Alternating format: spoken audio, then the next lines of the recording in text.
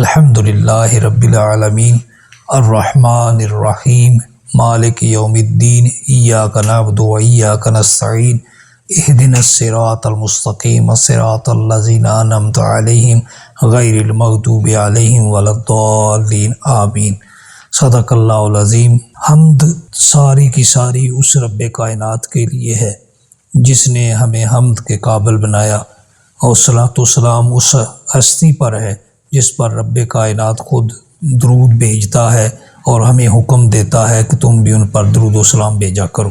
ہمارا آج کا پروگرام سورہ الفاتحہ کے مضامین کے حوالے سے ہے۔ سورہ الفاتحہ جیسا کہ نام ہے، شروع کرنے والی، کھولنے والی، یہ قرآن پاک کا آغاز بھی ہے، یہ نصیبوں کو کھولنے والی ہے، یہ خراب اور بند دروازوں کو کھولنے والی ہے، یہ زندگی کے مشکلات کو توڑنے والی اور زندگی کی تنگ اور تاریک رستوں کو روشن کرنے والی ہے۔ تو اس لیے اسے سورہ الفاتحہ کہا جاتا ہے۔ اس کے مختلف نام ہیں، جیسا کہ ام القرآن اسے کہا جاتا ہے، کیونکہ قرآن پاک کے تمام مضامین کا مجموعہ، تمام مضامین کا خلاصہ، قرآن پاک کے تمام احکام کا خلاصہ اس سورہ پاک کے اندر مرکوز ہے، مرقوم ہے، اور رب کائنات نے اس میں اسے بیان فرمایا ہے۔ پھر اسے سب المثانی کہا جاتا ہے۔ سب المثانی اس لیے اسے کہتے ہیں کہ اس کی 7 آیات ہیں اور یہ 2 مرتبہ نازل ہوئی ہے، ایک دفعہ مکۃ المکرمہ میں اور دوسری دفعہ مدینہ المنورہ میں، اس لیے اسے ایسی 7 آیات جو کہ 2 مرتبہ نازل ہوئیں۔ اس کا نام فاتحۃ الکتاب بھی ہے، کیونکہ یہ کتاب کا آغاز کرنے والی ہے اور کتاب کے شروع میں آئی ہے، قرآن پاک کے آغاز میں آئی ہے۔ اور یہ سورہ مبارکہ ایسی ہے کہ امام بیضاوی علیہ رحمہ نے سورہ الفاتحہ کو جامع المقاصد قرار دیا ہے۔ جامع المقاصد کہتے ہیں کہ ایسی سورہ جس میں تمام مقاصد جمع ہوں، جیسے کہ اصول عقائد بھی اس میں بیان ہوئے ہیں، اس میں فروع اعمال بھی ہیں اور اس میں آداب دعا بھی ہیں۔ تو اس اعتبار سے اگر اس پر غور کیا جائے تو یہ سورہ مبارکہ تمام بنیادی احکام کی جامع ہے اور ان کی ساتھ ساتھ عبادات و دعا کے طریق بھی اور آداب بھی سکھاتی ہے۔ تو حضرات گرامی قدر، آج ہم اس پر اپنی گفتگو کا آغاز کرتے ہیں۔ تو ان میں سے پہلی 2 آیات آج زیر بحث آئیں گی، کیونکہ ہم انہی پر ہی اگر ایک اختصار کر لیں آج کی مجلس میں تو یہی ہمارے لیے بہتر ہے۔ سورہ فاتحہ کا آغاز ہوتا ہے الحمدللہ رب العالمین سے۔ مطلب کیا؟ رب کائنات اپنی کلام ازلی و ابدی کا آغاز اور ہماری زندگیوں میں نازل ہونے والی 2 مرتبہ سورہ فاتحہ کے لحاظ سے ہمیں جو حکم ارشاد فرماتا ہے وہ یہ ہے کہ تم اپنی زندگی کا، اپنی زندگی کے نشیب و فراز کا، اپنی زندگی کے لمحات کا، اپنی زندگی کے تمام حصوں کا ایک ہی بات اپنے ذہن میں رکھ لو کہ اس کا اپنے جو مجموعہ رکھنا ہے، اس میں جس کو خاص رکھنا ہے وہ یہ ہے کہ تم نے اللہ کی تعریف کرنی ہے، اللہ کی حمد بیان کرنی ہے، کیونکہ وہی ذات ہے جو حمد کے قابل ہے، وہی ذات ہے جو تعریف کے لائق ہے، وہی ذات ہے جس کی تعریف کی جائے تو ہی جچتی ہے۔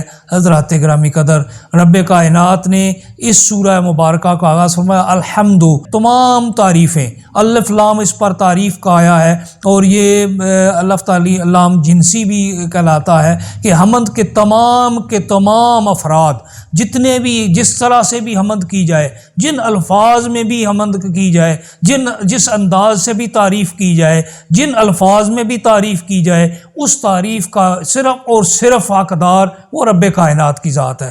اللہ تعالیٰ نے یہاں پر ارشاد فرمایا الحمدللہ، تمام تعریفیں اس اللہ کے لیے ہیں۔ لام کا لفظ استعمال فرمایا للہ، اللہ کے لیے، لام استحقاق کے لیے ہے۔ امام بیضاوی علیہ رحمہ فرماتے ہیں کہ یہ لام جو ہے یہ استحقاق کے لیے ہے۔ مطلب کیا ہے کہ حمد کا اصلی اور حقیقی حقدار صرف اور صرف اللہ تعالیٰ ہے۔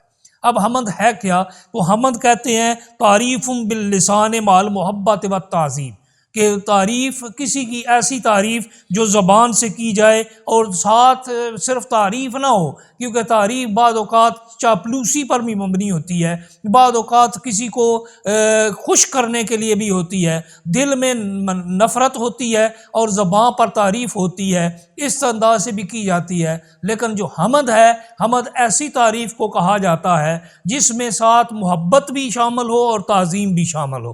رب کائنات کی محبت دل میں شامل ہو، کیونکہ اہل ایمان کی تو یہ نشانی ہی بتائی گئی ہے نا قرآن پاک کے اندر، والذین آمنوا اشد حبا للہ، وہ جو اہل ایمان ہیں وہ اللہ سے شدید محبت کرنے والے ہوتے ہیں، تو ان کی محبتوں کا حاصل، ان کی محبتوں کا ماور، ان کی محبتوں کا مرکز اور تمام کا تمام ذات الہی ہوتا ہے۔ تو رب کائنات نے ارشاد فرمایا کہ تم میری بارگاہ میں جب کھڑے ہو، دیکھیں نا سورہ فاتحہ ہم اپنی نمازوں کے ہر رکعت کے اندر اسے باقاعدہ طور پر ہر رکعت میں باقی کچھ پڑھے نہ پڑھے سورہ فاتحہ ضرور پڑھتے ہیں، بس سورہ ساتھ ملائیں یا نہ ملائیں۔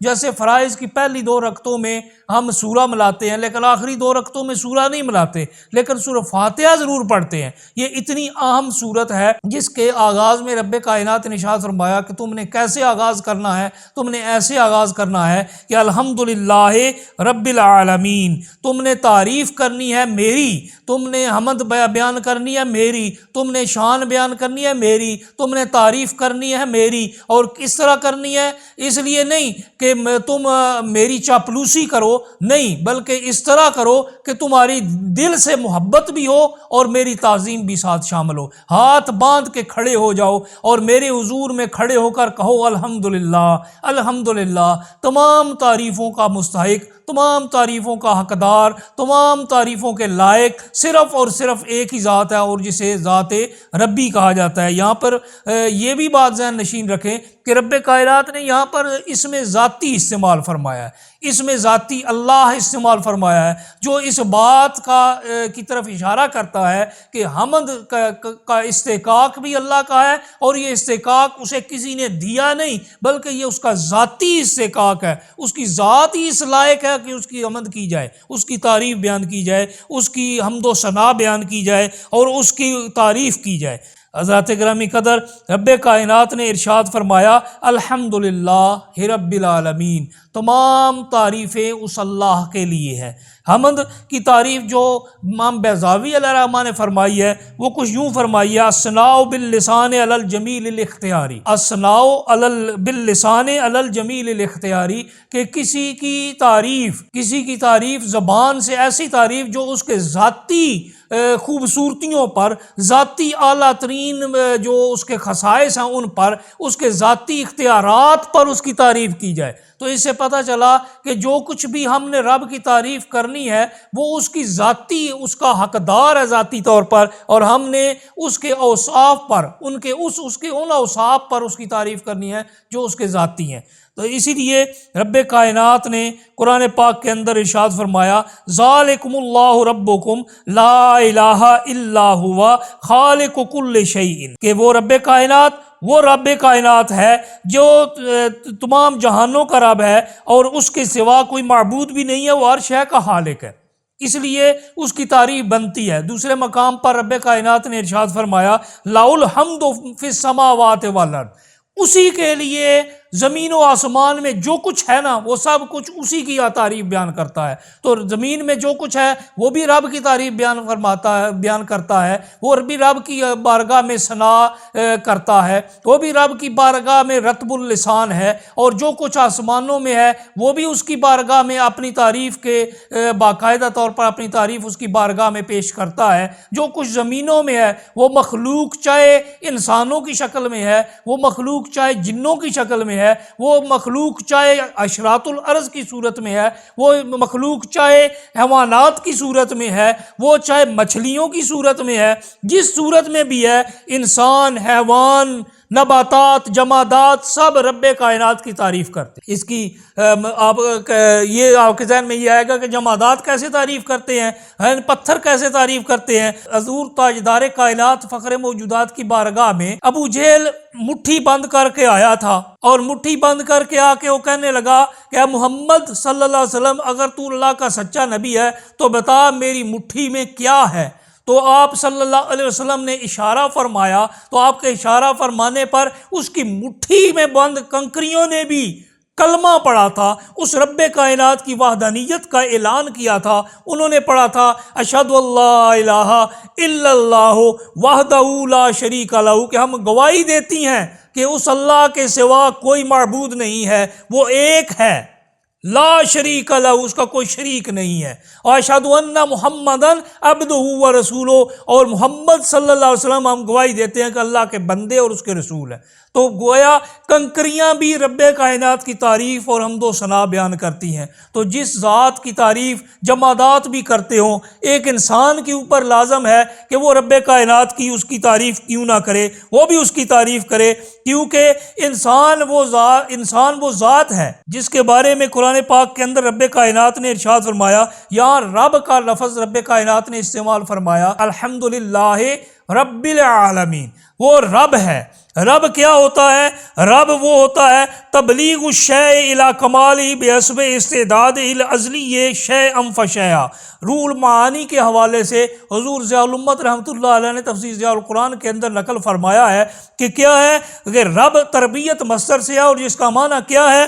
تبلیغ الشیء الی کمالہ بحسب استعدادہ الازلی شیئا فشیئا، کہ کسی شے کو اس کے ازلی استعداد کے مطابق اس کے کمال آہستہ آہستہ درجہ بدرجہ اس کے مرتبہ کمال تک پہنچانے والی ذات کیا کہلاتی ہے؟ رب کہلاتی ہے۔ تو پتہ چلا وہ رب وہ ذات ہے جو بندے کو نہ ہونے سے اٹھا کر ہونے تک لے جاتی ہے، اور ایک بالکل جس کا نام ہی نہیں، جس کے بارے میں رب کائنات نشاط آیت پیش کرنے لگا تھا، درمیان میں رب کی تعریف شروع کر دی۔ تو کیا ہے؟ رب کائنات نے سورہ الدہر کی آیا نمبر 1 میں ارشاد فرمایا، هل اتی علی الانسان حین من الدہر لم یکن شیئا مذکورا، کہ کیا انسان پر ایک وقت ایسا بھی نہیں گزرا زمانے میں، اس زمانے میں انسان پر کیا ایک ایسا وقت بھی نہیں گزرا کہ لم یکن شیئا مذکورا، جب وہ قابل ذکر شے ہی نہ تھا۔ تو اگر غور کرے انسان، اپنی تخلیق پر غور کرے، اپنی بناوٹ پر غور کرے، اپنی پیدائش پر غور کرے، اپنی دنیا میں آنے پر غور کرے، اپنی اس بنانے والے کی بنانے کی اس کاریگری کے اوپر غور کرے، تو کیا تھا؟ وہ گندے پانی کا ایک قطرہ تھا، وہ کچھ نہیں تھا۔ وہ قطرہ جو جسم سے نکلے تو جسم ناپاک، کپڑوں پر لگے تو کپڑے ناپاک، جسم پر لگے تو جسم ناپاک، تو کیا تھا؟ وہ ایک قطرہ تھا۔ اس قطرہ سے اس رب کائنات نے، وہ کوئی شے نہیں تھا، اس قطرے کا کیا ذکر؟ کوئی بندہ اپنی زبان سے اس کا نام لینے پر تیار نہیں، کوئی بندہ محفل میں بیٹھ کر اس نام لینے پر تیار نہیں، وہ قابل ذکر شے نہیں تھا، دنیا میں نہیں تھا، وجود ہی نہیں تھا، اور اس ایک قطرے سے رب کائنات نے اسے نطفے سے مدغہ بنایا، مدغہ سے پھر آگے درجہ بدرجہ اس کی تخلیق کے مراحل سے گزارتے ہوئے اسے ایک بے جان لوتھڑے سے جاندار لوتھڑا بنایا، پھر اس کے اعضاء بنائے، اس کے اندر روح پھونکی، پھر روح پھونک کر اسے دنیا میں لے آیا۔ دنیا میں آیا تو دنیا میں اس کے آنے کی حالت کیا تھی؟ وہ نہ کچھ خود کھا سکتا تھا، نہ پی سکتا تھا، نہ ہل سکتا تھا، نہ جل سکتا تھا، نہ چل سکتا تھا، نہ بیٹھ سکتا تھا، نہ بول سکتا تھا، نہ اسے سمجھ آتی تھی، نہ وہ آوازوں کو پہچانتا تھا، نہ اس کی نگاہ کسی سمت ایک جگہ پر ٹکتی تھی۔ وہ کیا تھا؟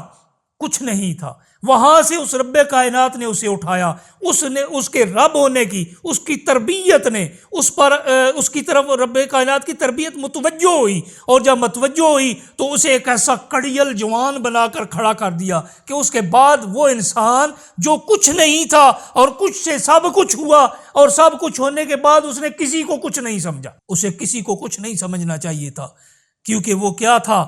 وہ کچھ نہیں تھا۔ اسے جس نے اس قابل بنایا اسے یہی کہنا چاہیے تھا، الحمدللہ رب العالمین، الحمدللہ رب العالمین۔ تمام تعریفیں اس اللہ کے لیے ہیں، تمام تعریفیں اس رب کائنات کا حق ہیں، اس اللہ کا حق ہیں جو تمام جہانوں کا رب ہے، جو تمام جہانوں کو درجہ بدرجہ مرتبہ کمال تک پہنچانے والا ہے۔ وہ ضعف و ناتوانی میں تھا، اسے طاقتور بنا دیا۔ وہ جہالت اور بے بسی میں تھا، کچھ نہیں جانتا تھا۔ اگر جسمانی طور پر دیکھیں تو پھر بھی رب کائنات کی تربیت کا اظہار ہے، رب کائنات کی تخلیق کا اظہار ہے، رب کائنات کے رب ہونے کا اظہار ہے کہ وہ کچھ نہیں تھا اور اسے بہت کچھ بنا دیا۔ اور اگر علم کی اعتبار سے دیکھا جائے، وہ کچھ نہیں جانتا تھا، وہ کچھ نہیں جانتا تھا، اسے رب نے علم دیا۔ الرحمن علم القرآن، وہ رحمان ہے جس نے قرآن سکھا دیا۔ خلق الانسان وعلمہ البیان، جس نے انسان کو تخلیق کیا اور تخلیق کرنے کے بعد اسے بیان کرنے کی قوت بھی دے دی۔ آج ہم بول رہے ہیں، آج ہم پڑھ رہے ہیں، آج ہم لکھ رہے ہیں، آج ہم سوچ رہے ہیں، آج ہم سمجھ رہے ہیں، آج ہم مختلف عمل کر رہے ہیں۔ یہ کس کا انعام ہے؟ یہ اس رب کائنات کا انعام ہے۔ تو اس بندے کو پوری زندگی ایک ہی بات کرنی چاہیے۔ وہ امام غزالی علیہ رحمہ کا قول اکثر بیان کرتا رہتا ہوں، آپ نے فرمایا ہر سانس پر، ہر بندے پر 2 مرتبہ شکر لازم، 2 مرتبہ شکر لازم، 1 مرتبہ سانس کے آنے پر اور 1 مرتبہ سانس کے باہر جانے پر۔ تو جب ہر سانس پر 2 مرتبہ شکر لازم ہے تو شکر سے اعلیٰ درجہ کیا ہوتا ہے؟ الحمد کا، حمد کا، تعریف کا۔ شکر سے زیادہ بڑا درجہ کون سا ہے؟ حمد کا، تعریف کا۔ کہ شکر کرنا جب 1 سانس پر لازم ہے تو حمد کا کتنا درجہ ہوگا؟ تو رب کائنات کی حمد ہر لحظہ، ہر لمحہ، ہر انداز سے کی جانی چاہیے، اس کا شکر ادا کرنا چاہیے۔ یہی اس کی تعریف جب ہم کرتے ہیں تو اس کا شکر ہی ادا کرتے ہیں۔ حضرات گرامی قدر، ہم ضعیف ہیں، ہم ناتواں ہیں، ہم جاہل ہیں، ہم بے بس ہیں، لیکن رب کائنات کی قدرت کے سامنے یہ ساری ہماری حالتیں ہیں، لیکن رب کائنات کی قدرت میں یہ الفاظ نہیں ہیں، اس کی ذات میں یہ الفاظ نہیں ہیں۔ وہ کیا ہے؟ وہ طاقتور ہے، وہ قوی ہے، وہ عالم الغیب ہے۔ وہ اس کی ذات میں کسی قسم کا ضعف نہیں ہے، جو مانتا ہے وہ کفر کرتا ہے۔ رب کائنات کی ذات میں طاقت ہی طاقت ہے، وہ طاقتوں کا سرچشمہ ہے، وہ طاقتیں دیتا ہے۔ وہ جس کو طاقت دیتا ہے، میرے جیسے ایک ضعیف اور ناتواں بندے کو اس نے قوت دی، آج بول رہا ہے، باتیں کر رہا ہے، اس کے طاقت کے کرشمے بیان کر رہا ہے، اس کی قوتوں کے فضائل بیان کر رہا ہے، اس کی ذات کی حمد کو دوسروں تک پہنچانے کی کوشش کر رہا ہے۔ ارے حمد ہمارا کیا ہونا چاہیے؟ ہمارا اوڑھنا ہونا چاہیے، ہمارا بچھونا ہونا چاہیے، ہمارا ہر لحظہ ہماری زبان پر اس کی حمد ہونی چاہیے۔ وہی ذات حمد کے لائق ہے، وہی ذات تعریف کے لائق ہے، باقی سب تو کچھ بھی نہیں ہے۔ وہ کسی نے کیا خوب کہا تھا کہ یہاں ہونا نہ ہونا ہے، یہاں ہونا نہ ہونا ہے، اور نہ ہونا عین ہونا ہے۔ ڈبویا مجھ کو ہونے نے، نہ میں ہوتا تو کیا ہوتا؟ تو کیا رب کی بارگاہ میں ہونا نہ ہونا ہے؟ اور جو اپنی ذات کو پھر اگلا حصہ جو اس شعر کا دوسرا مصرے کا دوسرا حصہ ہے وہ ظاہر کرتا ہے۔ پہلا مصرع کیا ہے؟ اپنی ذات کو فنا کر دو، اپنی مرضی کو ختم کر دو، اپنی منشا کو ترک کر دو۔ کیا؟ اپنی مرضی نہ کرو، رب کی مرضی میں اپنا سب کچھ چھوڑ دو، اس کی تعریف میں، اس کی طاقتوں کے سامنے، اس کی ذات کے سامنے اپنا آپ ترک کر دو۔ کیا کہو؟ میری ذات کچھ نہیں، ما توفیقی الا باللہ، میری توفیق نہیں مگر وہی ہے جو رب عطا کرتا ہے۔ تو جب آپ یہ کہہ دو گے کہ میرا کچھ نہیں، جو کچھ ہے رب کا عطا کردہ ہے، اور اس پر اس کی تعریفیں ہیں، اس کی ثنا ہے، اس کی حمد ہے، تو پھر جب آپ اپنے آپ کو ختم کر دو گے، نہ ہونا عین ہونا ہے۔ جب اپنے آپ کو ختم کر دو گے، تمہارا وجود رب کائنات تسلیم کرا دے گا، تمہاری ذات کو دوسروں کے سامنے واضح کر دے گا، تمہاری ذات کو دوسروں کے سامنے لے آئے گا اور سب کو تسلیم کرنے پر مجبور کر دے گا۔ حضرات گرامی قدر، رب کائنات کی ذات تعریف کے لائق ہے۔ ہم ایک آیت تک پہنچے ہیں، دوسری آیت میں چونکہ رحمان اور رحیم کا تذکرہ ہے، رب کائنات کی صفات کا تذکرہ ہے، اور وہ صفات ایک علیحدہ جو ہے ہمیں ٹائم چاہیے اس کے اوپر بات کرنے کے لیے، اس لیے میں اپنی گزارشات کو یہیں پر سمیٹتا ہوں۔ اللہ تعالیٰ ہمیں سمجھنے کی توفیق عطا فرمائے۔